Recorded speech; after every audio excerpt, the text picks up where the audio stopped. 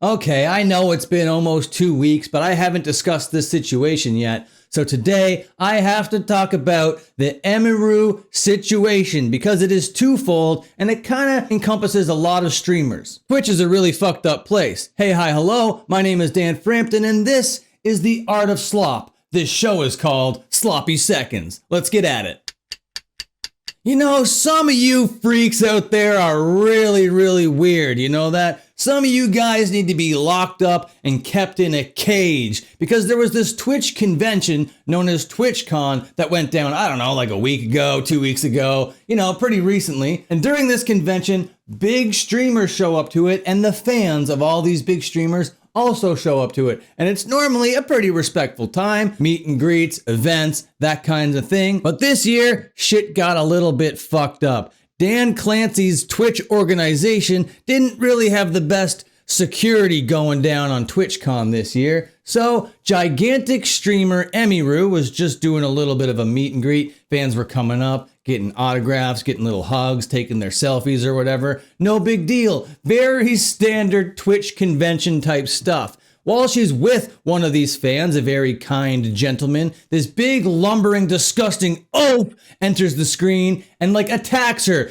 goes in for a big kiss, grabs her face, puckers up and goes in big time. This was all captured on camera and then blasted out to the internet. Emiru was assaulted during TwitchCon extremely publicly and Twitch did nothing. Twitch just let it happen and this guy that did it was able to just walk free. No security, no nothing. The only security that did anything was Emiru's personal security who got in there and ripped this guy like vintage 80s Velcro and tossed him away from Emiru. But Twitch people, they didn't give a fucking goddamn shit, bro. And this comes off the back of all these streamers being like, I don't really feel safe going to TwitchCon. I think shit's gonna go down at TwitchCon. And yeah, shit went fucking down at TwitchCon. After this thing all went down, Emiru cammed up for almost 2 hours and discussed this entire situation. So I do suggest that you go watch that entire stream. And in it, she comes across as so genuine and vulnerable. And it's really fucked up that Twitch just let this kind of shit happen to one of their biggest streamers, I might add. And in that stream where Emiru was talking about the TwitchCon situation, she also said, I have other stuff I want to talk about, and I'll talk about it when I get home.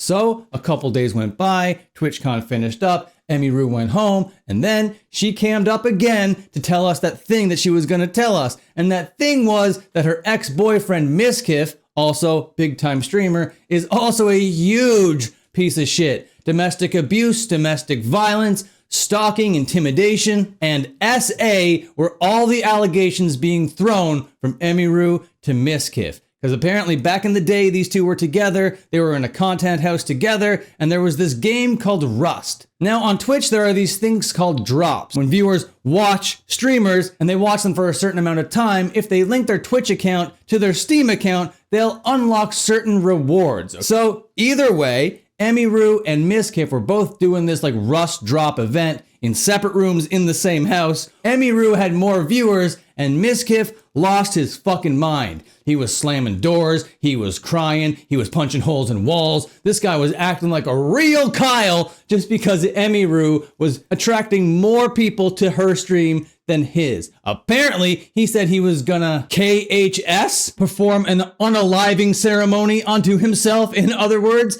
because of this fact that his girlfriend had more viewers than him during a Rust event. God help me, bro. And in this video where she's laying out all of these allegations, she also says that Miskiff threw stuff, threw phones and objects, but never really hit her. That doesn't matter. Acting violent doesn't always necessarily mean direct punches to the face, okay? I think throwing stuff and being necessarily physically aggressive in front of somebody is physical violence, you know, that is domestic abuse, that is intimidation, and that is a scare tactic. Emiru got herself out of that fucking situation, moved into a goddamn house on her own, and then Miskiff came over apparently to talk to her, to kind of put some closure onto the situation. Emiru was crying, they were comforting each other, and then Miskiff puts his hands down her pants. What the fuck are you doing, buddy? At a woman's most vulnerable time, when you are broken up over this situation where you said all those kinds of things to her, her over the most petty fucking shit ever? And you're gonna pull that shit? Yeah. Oh my god. Monster behavior. Apparently, he didn't continue on with it. He got up and was like, oh my god, I feel like I did something bad and I gotta leave. He didn't check on Emiru. He didn't be like, oh my god, I fucked up here. Are you okay? What can I do to make this better? No, he was just like, I did something bad. I feel like I'm a bad person. I'm gonna leave right now. And then just left her there. What the fuck are you doing, buddy? Who the fuck does that? And apparently at TwitchCon, before any of this went down, Mizkif went up to Emiru's management team and was like, if Emiru fucking says anything about me,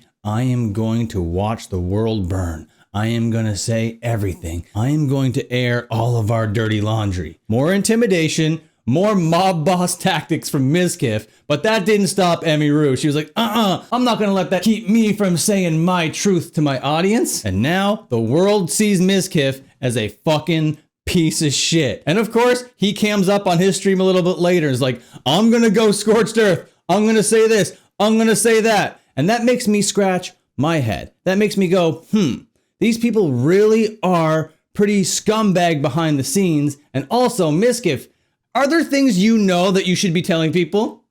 Why are you keeping all these secrets? Who's bad? What do you know? And then one of the things he said about Emiru is that she's also violent because she threw plushies of Kirby at him. And then there were clips of her throwing Kirby's at him, but it was like playful stuff. Anybody that's ever been in a relationship with someone or in like a playful kind of like environment with somebody, hitting someone with a pillow or a plushie or doing like a little friendly little slap on the shoulder kind of thing, that's not violent. That is not abuse. That is playful. That is jovial. And I do recommend, if you want to hear more about this, you go listen to Emiru talk about it on those 2 streams. One where she's in kind of like a suit in a convention hall, and then another one where she's back in her regular stream setup. To hear her go point for point with this really gets the whole story across. She made notes for the first time. This is character development, she keeps saying. If you want to know more information about it, I do suggest that you go watch those videos. She's highly engaging, very charming person, and it is kind of heartbreaking to hear this story, not gonna lie. But either way, I hope that she can heal up and get back to streaming, because I know that's what she loves doing any day now. That would be great. But I do believe she is logging off for a little bit, even past Halloween, and I know that must suck because she is a cosplayer that loves Halloween. And speaking of Halloween,